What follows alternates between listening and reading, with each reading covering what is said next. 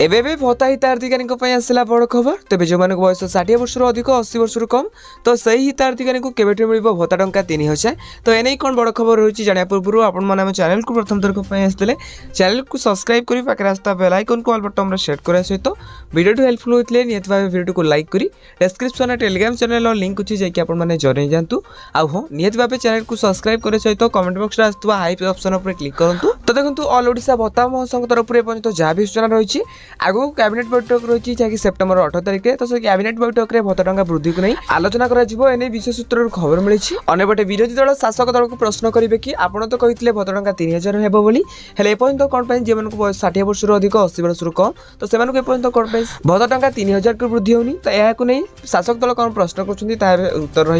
रपटे यहाँ खबर मिलूँ जेहेतु ग्राम पंचायत इलेक्शन रही तो से पंचायत इलेक्शन पूर्व हुए तो भत्ता टंका 3000 वृद्धि हो सूचना